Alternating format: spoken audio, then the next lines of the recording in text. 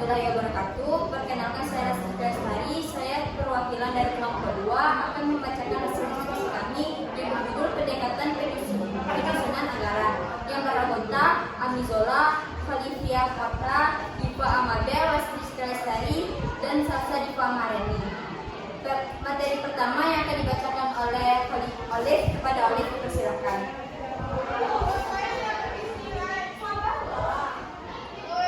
Baiklah, bagian pertama latar belakang. Reformasi dalam pengelolaan keuangan negara telah membawa perubahan mendasar dalam sistem penganggaran dengan menerapkan pendekatan seperti Unified Budget, Medium Term Expenditure Framework, dan Performance Based Budgeting. Anggaran belanja negara juga diwajibkan dikelompokkan dalam 3 klasifikasi anggaran. Perubahan tersebut dimulai sejak tahun anggaran 2005 dan terus dikembangkan.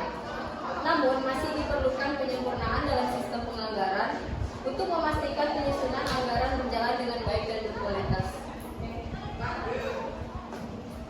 Landasan hukum berikut landasan hukum dari pendekatan penyusunan anggaran.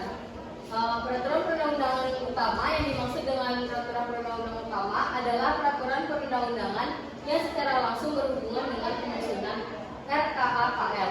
Antara lain yang pertama Undang-Undang Nomor 17 Tahun 2003 tentang Keuangan Negara, yang kedua Undang-Undang Nomor 1 Tahun 2004 tentang Pemendaharaan Negara, yang ketiga Undang-Undang Nomor 15 Tahun 2004 tentang Pemeriksaan, Pengelolaan, dan Tanggung Jawab Keuangan Negara, yang keempat Undang-Undang Nomor 25 Tahun 2004 tentang Sistem Perencanaan Pembangunan Nasional, yang kelima Peraturan Pemerintah Nomor 20 Tahun 2004 tentang Rencana Kerja Pemerintah, dan yang keenam Peraturan Pemerintah Nomor 21 Tahun 2004 tentang Rencana Kerja dan Anggaran Kementerian Negara atau lembaga. Yang bab 2 yaitu pendekatan penganggaran. Pendekatan penganggaran terpadu.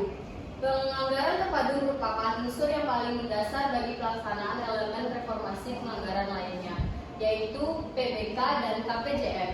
Dengan kata lain bahwa pendekatan anggaran terpadu merupakan kondisi yang harus diwujudkan terlebih dahulu.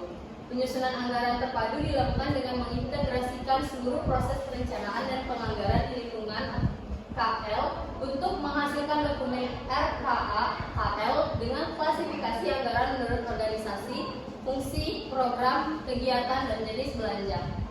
Pada sisi yang lain, penerapan penganggaran terpadu juga diharapkan dapat mewujudkan Satker sebagai satu-satunya entitas akuntansi yang bertanggung jawab terhadap aset dan kewajiban yang dimilikinya, serta adanya akun yang standar untuk satu jenis belanja dipastikan tidak ada duplikasi penggunaannya.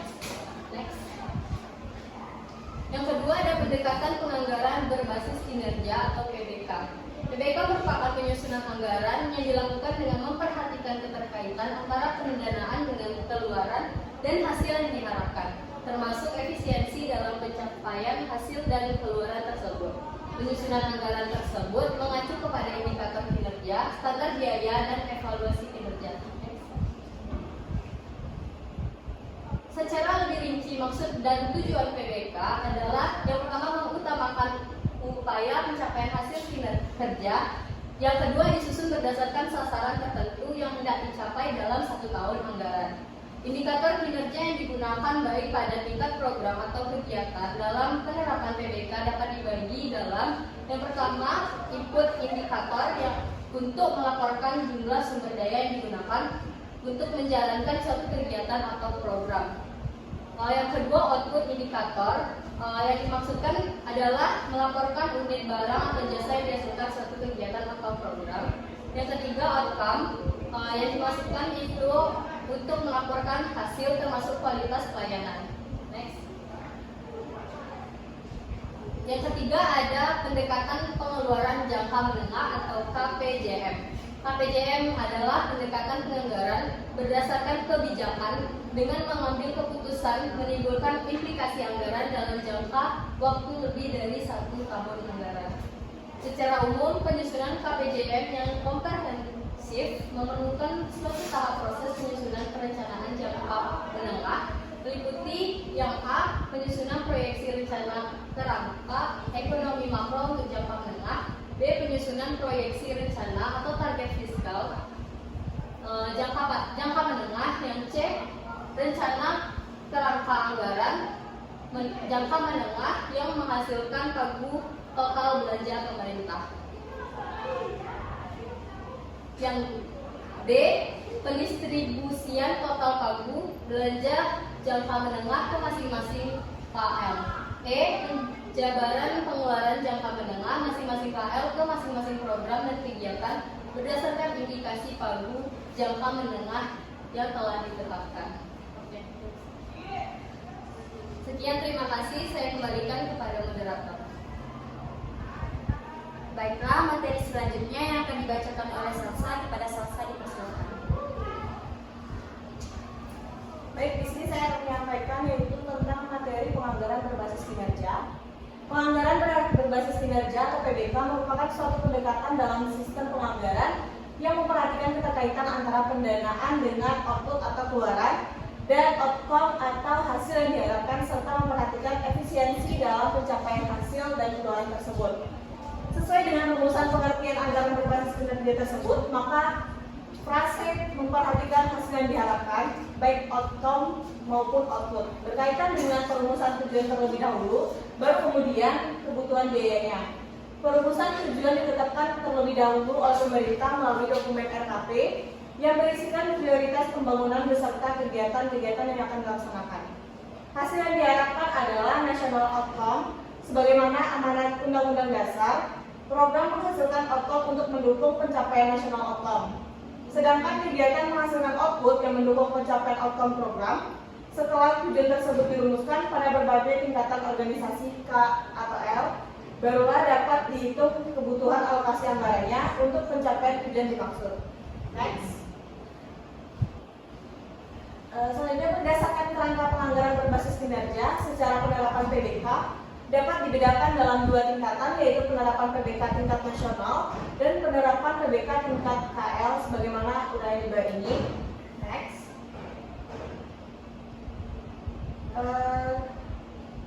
Diagram 31 tadi pada bagian sebelah kiri menggambarkan kerangka PBK pada tingkat nasional dengan penjelasan sebagai berikut. Yang pertama, RKP sebagai dokumen perencanaan memberi informasi mengenai tujuan yang akan dilakukan pemerintah untuk waktu 1 tahun yang akan datang. Yang kedua, berdasarkan tujuan dalam prioritas dan fokus prioritas pembangunan nasional termasuk target kinerja yang akan dicapai. Kemudian dihitung perkiraan kebutuhan anggarannya. Yang ketiga, dengan mengacu pada fokus prioritas pembangunan nasional dan alokasi anggaran yang tersedia, maka kegiatan prioritas dirumuskan. Dan yang terakhir, setelah rumusan tujuan kegiatan prioritas ditetapkan, barulah dihitung kebutuhan alokasi anggaran kegiatan dalam rangka menghasilkan output yang direncanakan secara rinci. Next. Selanjutnya, diagram 31 tadi pada bagian sebelah kanan itu dijelaskan yang pertama, KL sesuai dengan rencana strategisnya atau Renstra menugaskan unit eselon 1 sesuai bidang tugas yang diembannya. Yang kedua, unit eselon 2 merumuskan tujuan berupa program yang dirancang sesuai bidang tugasnya, outcome yang dihasilkan dan indikator kinerja utama program. Yang ketiga, atas dasar rumusan program tersebut baru dihitung kebutuhan anggaran untuk mendukung mewujudkan outcome program dan indikator kinerja utama program. Yang keempat, selanjutnya program dijabarkan dalam kegiatan-kegiatan yang menjadi tanggung jawab unit eselon 2 atau satgas di lingkungan unit eselon 1 berkenaan. Yang kelima, atas dasar rumusan kegiatan tersebut baru dihitung kebutuhan anggarannya untuk mewujudkan output kegiatan dan indikator kinerja kegiatan. Dan yang terakhir, perhitungan kebutuhan anggaran untuk masing-masing output kegiatan dalam komponen input dilakukan dengan mekanisme. Next. Kejelasan hubungan relevansi antara komponen input dengan suatu output kegiatan merujuk pada indikator kinerja kegiatannya dan dapat dibedakan menjadi dua. Yang pertama, relevansi dengan pencapaian volume output. Pertanyaan yang mewakili untuk mengetahui jenis relevansi ini adalah apakah komponen input dimaksud berpengaruh terhadap volume output yang akan dicapai. Yang kedua, relevansi dengan kualitas output yang dihasilkan. Pertanyaan yang mewakili untuk mengetahui jenis relevansi ini adalah apakah komponen input dimaksud berpengaruh terhadap kualitas output yang akan dicapai. Berdasarkan kerangka PBK dan mekanisme mekanisme penganggaran tersebut dapat dikemukakan dua sudut pandang PBK dalam melihat proses perencanaan dan penganggaran. Pertama, sudut pandang perencanaan melihat bahwa PBK bersifat top down, artinya perencanaan dirancang oleh pengambil kebijakan tertinggi di pemerintahan untuk dilaksanakan sampai dengan unit kerja terkecil atau struktur kerja. Kedua, sudut pandang penganggaran melihat bahwa PBK bersifat bottom up, artinya anggaran dialokasikan untuk mendukung pelaksanaan kegiatan yang menghasilkan output. Next. Suatu kegiatan dapat menghasilkan lebih dari satu output. Dalam rangka pencapaian tiap-tiap output, perlu dirinci dalam komponen input yang berjenjang yang menggambarkan bagian atau tahapan pencapaian output kegiatan. Selanjutnya baru dapat dihitung kebutuhan belanja pada masing-masing tahapan atau bagian output. Terima kasih, saya kembalikan kepada moderator.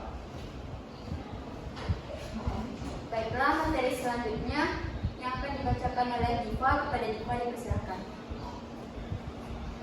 Baiklah, materi selanjutnya yaitu rumusan output kegiatan. Beberapa hal yang perlu diperhatikan dalam perumusan suatu output kegiatan yaitu output adalah barang yang jasa yang dihasilkan dari pelaksanaan sebuah kegiatan untuk mendukung pencapaian outcome program dan atau outcome fokus prioritas. Mencerminkan sasaran kinerja L2 atau Satker sesuai tugas-tugas fungsi atau penugasan prioritas pembangunan nasional. Selanjutnya merupakan produk utama atau akhir yang dihasilkan oleh eselon 2 atau Satker penanggung jawab kegiatan, bersifat spesifik dan terukur.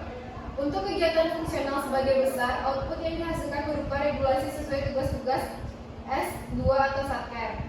Untuk kegiatan penugasan dalam kurung prioritas pembangunan nasional yang menghasilkan output prioritas membangun nasional yang mempunyai dampak secara nasional. Setiap kegiatan bisa menghasilkan output lebih dari satu jenis. Selanjutnya, setiap output didukung oleh komponen input dalam implementasinya. Revisi rumusan output dimungkinkan pada penyusunan RKKL dengan mengacu pagu sementara atau pagu definit. Selanjutnya, output kegiatan dalam penyusunan RKKL tahun 2011 dapat dibedakan menjadi dua kategori, yaitu yang pertama output manajemen. Jenis output ini merupakan output kegiatan yang bertujuan untuk mendukung kelancaran birokrasi secara umum, baik pada unit eselon 2 yang melaksanakan fungsi kesekretariatan atau satker. Yang kedua, teknisi, output teknisi. Jenis output ini merupakan output kegiatan yang dihasilkan oleh kegiatan dalam rangka pelaksanaan fungsi teknis suatu unit eselon 2 atau satker dan atau penugasan prioritas pembangunan nasional. Next. Yang keempat yaitu program yang digunakan dalam penyusunan RKKL. Dalam rangka penyusunan RKKL tahun 2011, program yang digunakan adalah rumusan hasil restrukturasi sebagai digunakan dalam dokumen RPJMN 2010 sampai 2014. Rumusan program bersangkutan. Jenis program tersebut meliputi program teknis dan program genetik. Program teknis yaitu program yang menghasilkan pelayanan kepada kelompok sasaran atau masyarakat. Sedangkan program genetik yaitu program yang mendukung pelayanan aparatur dan administrasi pemerintahan internal dan memiliki karakteristik jenis pada setiap K atau L. Secara umum, suatu program teknis mempunyai kriteria sebagai berikut. 1. Program teknis harus dapat mencerminkan tugas dan fungsi unit eselon 1A. 2. Nomenklatur program teknis bersifat unik atau khusus atau tidak duplikatif untuk masing-masing unit organisasi pelaksanaannya. 3. Program teknis harus dapat dievaluasi pencapaian kinerjanya berdasarkan periode waktu tertentu. Dan 4. Program teknis dilaksanakan dalam periode waktu jangka menengah dengan perubahan hanya dilakukan setelah melalui tahapan evaluasi. Sedangkan perumusan suatu program genetik mempunyai kriteria sebagai berikut. 1. Masing-masing program genetik dilaksanakan oleh satu unit organisasi K atau L setingkat unit eselon 1A yang bersifat memberikan pelayanan internal. 2. Nomenklatur program genetik dijadikan unik dengan ditambah nama K atau L dan dengan membedakan kode program. Dan 3. Program genetik ditujukan untuk menunjang pelaksanaan program teknis. Program genetik digunakan dalam rangka pelayanan internal K atau L ditetapkan. Yang kelima yaitu kegiatan yang digunakan dalam penyusunan RKKL. Dalam rangka penyusunan RKKL, kegiatan digunakan sebagai digunakan dalam dokumen RPJMN 2010 sampai 2014. Hasil restrukturisasi kegiatan tersebut mengelompokkan kegiatan dalam dua jenis. Yang pertama yaitu kegiatan genetik, merupakan kegiatan yang digunakan oleh beberapa unit eselon 2 yang memiliki karakteristik sejenis. Yang kedua, kegiatan teknisi merupakan kegiatan untuk menghasilkan pelayanan kepada kelompok sasaran atau masyarakat eksternal yang terbagi dalam satu, kegiatan prioritas nasional, yaitu kegiatan dengan output spesifikasi dalam rangka pencapaian sasaran nasional. Yang kedua, kegiatan prioritas K atau L, yaitu kegiatan-kegiatan dengan output spesifikasi dalam rangka pencapaian kinerja K atau L. Yang ketiga, kegiatan teknis non-prioritas merupakan kegiatan dengan hasil output spesifikasi dan mencerminkan pelaksanaan kegiatan suatu dengan tugas-tugas satker, namun bukan termasuk dalam kategori prioritas. Sekian, terima kasih. Baiklah, selanjutnya materi keempat yang akan dibacakan oleh saya sendiri. Yang pertama, penerapan KPJM pada tingkat nasional. Yang pertama, review terhadap kebijakan kegiatan prioritas. Dalam rangka melakukan review atas kegiatan prioritas nasional, maka terlebih dahulu setiap kementerian negara atau lembaga harus memahami kerangka kerja dari kegiatan prioritas nasional sebagai berikut. Kerangka kerja kegiatan prioritas yaitu prioritas dan fokus prioritas terbagi menjadi dua, yaitu kegiatan prioritas, output terbagi menjadi dua, yaitu komponen pengelolaan kebijakan dan komponen kebijakan. Yang terbagi menjadi dua juga, yaitu harga dan volume. Selanjutnya, penerapan KPJM pada tingkat nasional. Berdasarkan kerangka kerja di atas, maka setiap kementerian, negara atau lembaga dapat melakukan review terhadap mekanisme sebagai berikut. Yang pertama, apakah kebijakan tersebut merupakan kebijakan prioritas yang ditetapkan berlanjut atau berhenti oleh pemerintah? Cek dokumen terkait seperti RPJMN, RKP, dan Renja KL. Yang kedua, jika berlanjut, periksa apakah output kegiatan prioritas tersebut masih berlanjut atau berhenti sesuai dengan kebijakan pemerintah terbaru. Cek dokumen terkait seperti RPJMN, RKP, dan Renja KL. Yang ketiga, jika berlanjut, apakah output kegiatan prioritas tersebut merupakan output dengan target tertentu dan bersifat terbatas atau output yang mengakomodasi setiap perubahan target. Selanjutnya,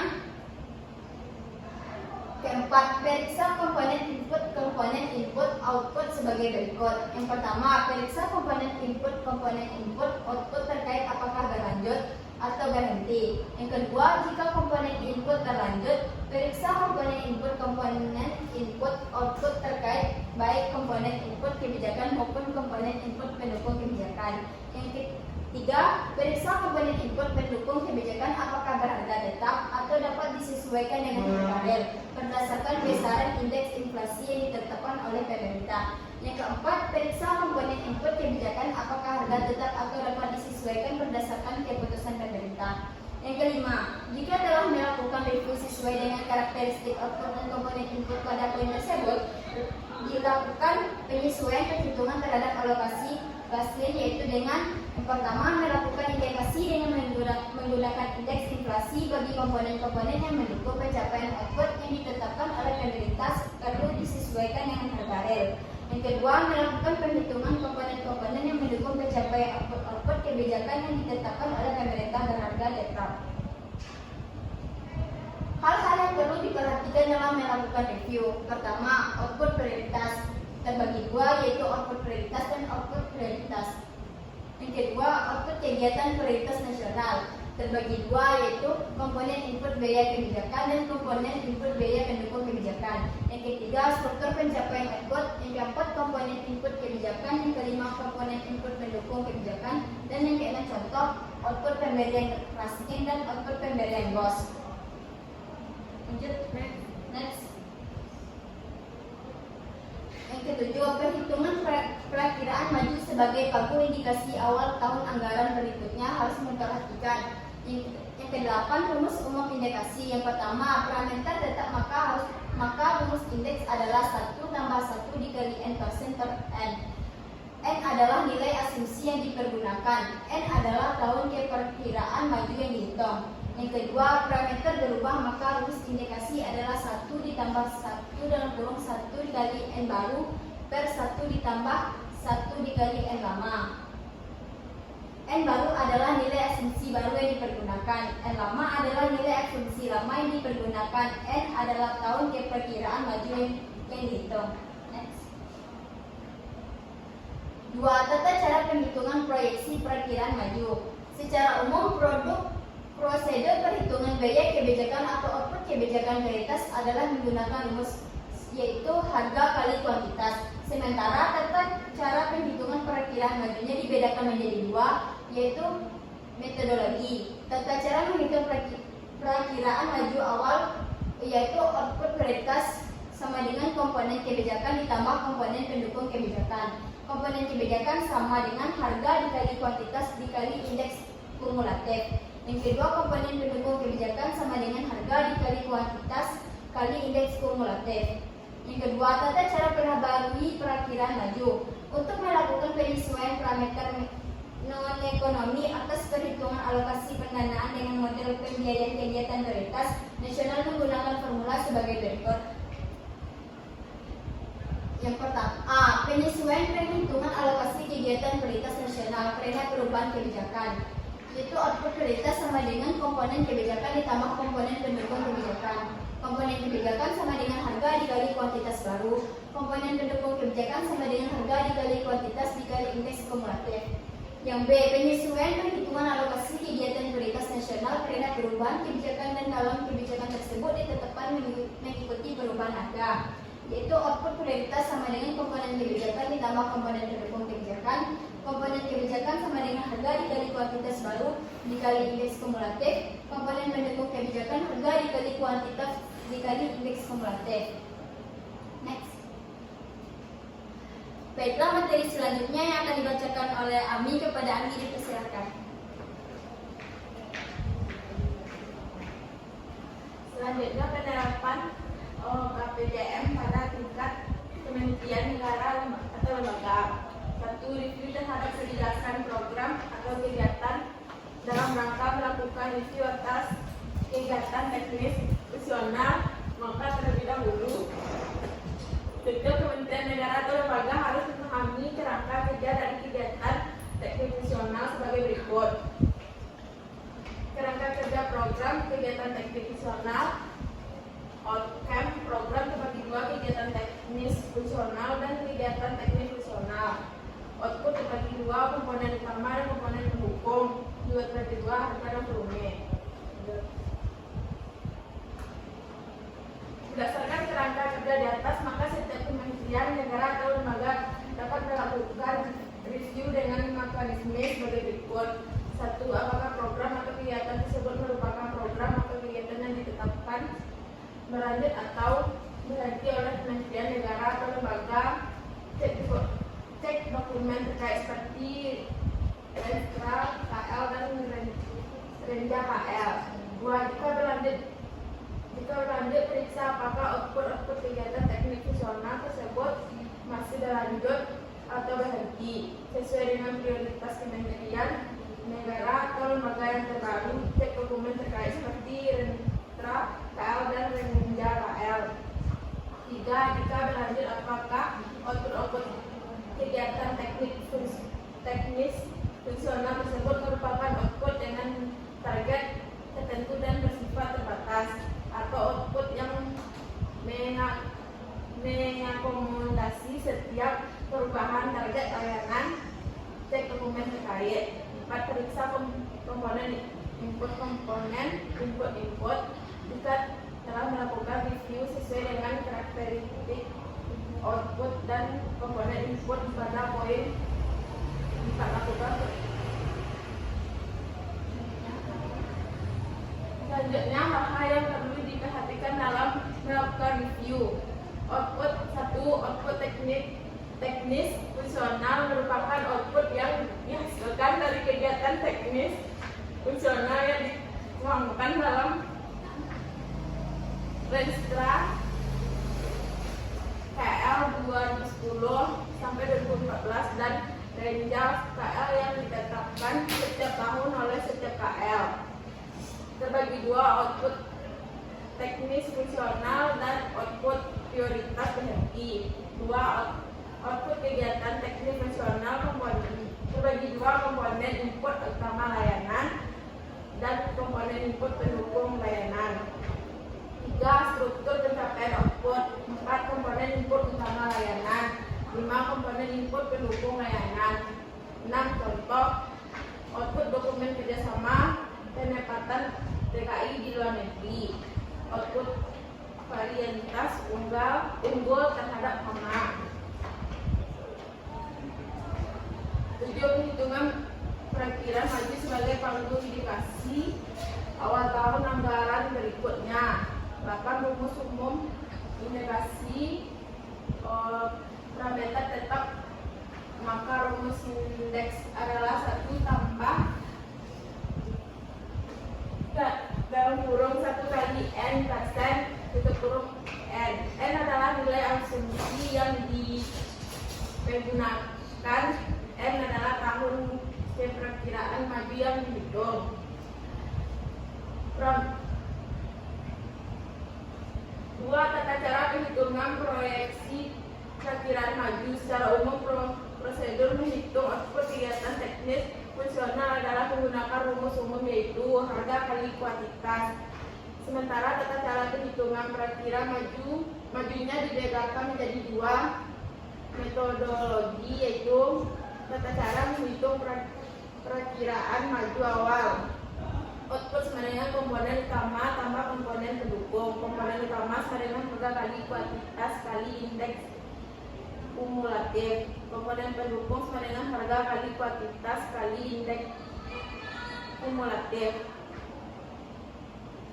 A. Penyesuaian perhitungan alokasi kegiatan teknis fungsional karena perubahan target layanan dilakukan dengan prosedur sebagai berikut. Kegiatan teknis fungsional sama dengan output pendukung tambah output layanan. Output pendukung sama dengan komponen gaji tambah komponen operasional dan pemeliharaan. Komponen gaji sama dengan jumlah pegawai harus kali indeks gaji. Komponen O dan B sama dengan jumlah aset baru kali indeks aset. Output layanan sama dengan komponen utama tambah komponen pendukung. Komponen utama sama dengan jumlah layanan baru kali harga layanan. Komponen pendukung sama dengan jumlah dukung baru kali harga dukungan. B. Penyesuaian perhitungan alokasi kegiatan teknik fungsional karena perubahan target layanan dan harga layanan disesuaikan dengan perubahan harga. Dapat dilakukan dengan prosedur sebagai berikut. Kegiatan teknik fungsional sama dengan output pendukung sama dengan output layanan. Output pendukung sama dengan komponen gaji ditambah komponen operasional dan pemeliharaan. Komponen gaji sama dengan jumlah pegawai baru kali indeks gaji. Komponen O dan B sama dengan jumlah aset baru kali indeks aset kali indeks kumulatif. Output layanan sama dengan komponen utama tambah komponen pendukung. Komponen utama sama dengan jumlah layanan baru kali harga layanan kali indeks kumulatif. Komponen pendukung sama dengan jumlah dukungan baru kali harga dukungan kali indeks kumulatif. Terima kasih.